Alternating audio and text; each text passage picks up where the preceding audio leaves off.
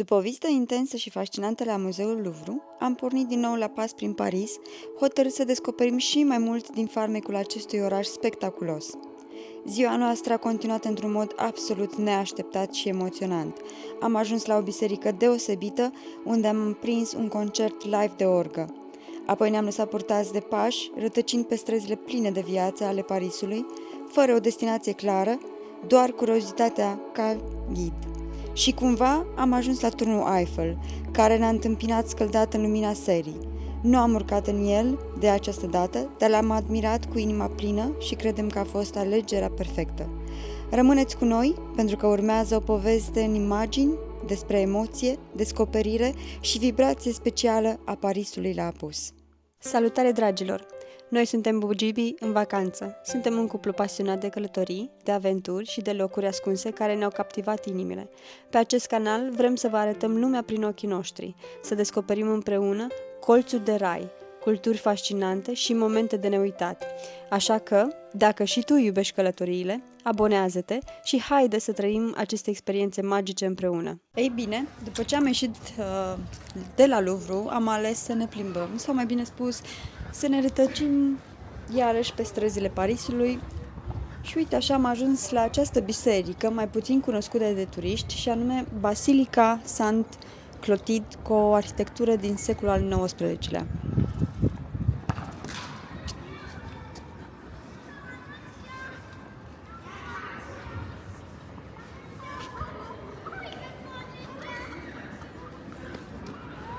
Faptul că nu o găsești în top 10 atracții turistice din Paris, asta cred că ne place destul de mult, pentru că o putem vizita în liniște și să ne bucurăm din plin de ea.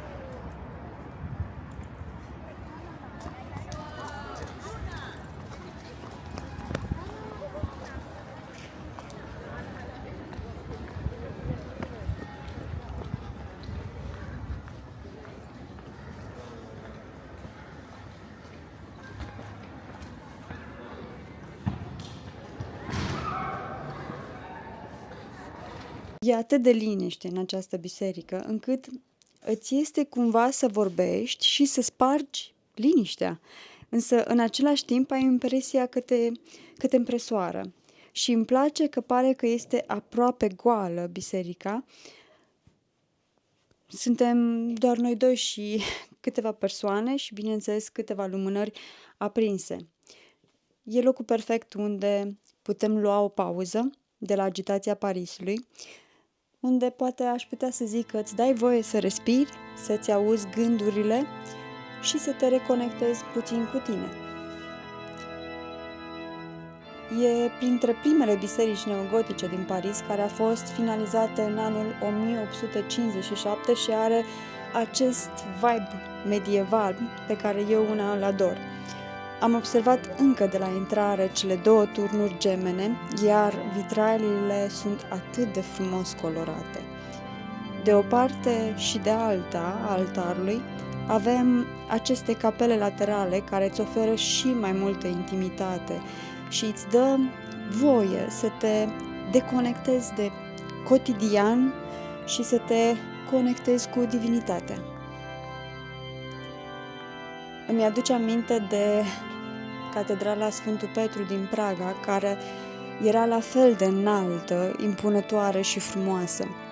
Vitralele care parcă spun povești, lumina care intră printre coloane,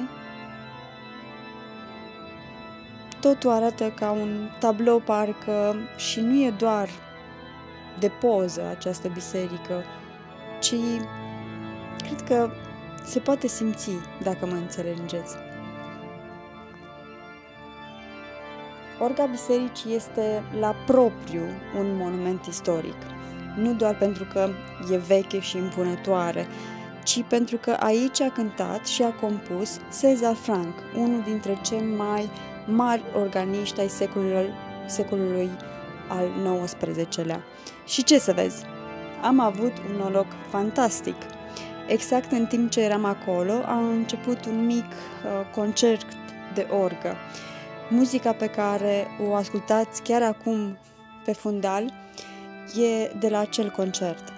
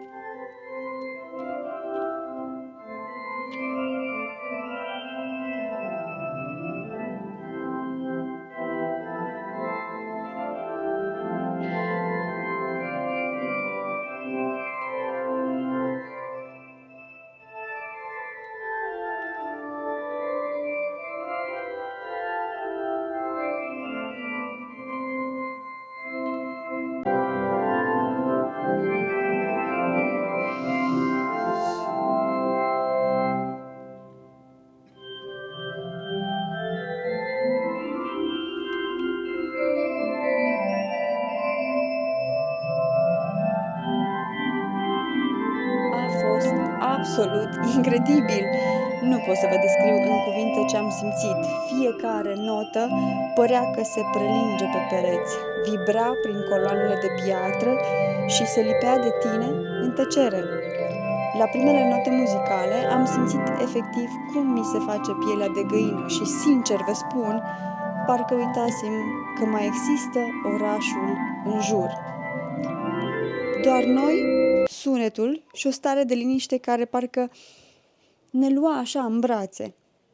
E genul acela de moment rar în care simți că nu mai trebuie să faci nimic, doar să fii acolo. Mulțumim că am avut parte de acest moment magic și pornim mai departe pe străzile Parisului, curioși cu ce o să ne surprindă mai departe. Trecem acum pe lângă Musée de l'Ordre de la Libération sau Muzeul Ordinului Eliberării, pe care îl putem admira doar de la exterior, deoarece este deja trecut de orele de vizitare.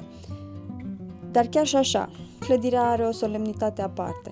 Se află chiar în incinta Hotel de Invalid și e dedicat celor care au luptat pentru eliberarea Franței în al doilea război mondial, în special membrilor mișcării de rezistență și celor distinși cu Ordinul Eliberării, una dintre cele mai înalte decorații franceze fondate de generalul Charles de Gaulle.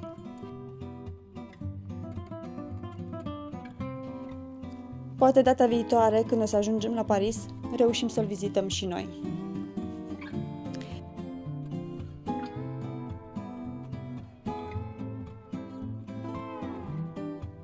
Încet începe să se simtă răcoarea, pentru că soarele începe să apună și Parisul începe să-și schimbe culoarea încet. Noi ne îndreptăm către unul dintre cele mai emblematice simboluri ale orașului, și anume Turnul Eiffel.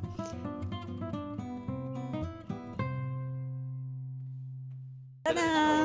Am ajuns! L-am văzut de atâtea ori în poze, pe ecrane, însă de data aceasta îl vedem în realitate. Te simți atât de mic când stai sub el, dar nu neapărat într-un mod copleșitor. Cred că majoritatea dintre voi știți istoria lui. Omul din spatele proiectului este arhitectul Gustave Eiffel, de unde și numele, și că a fost construit în anul 1889.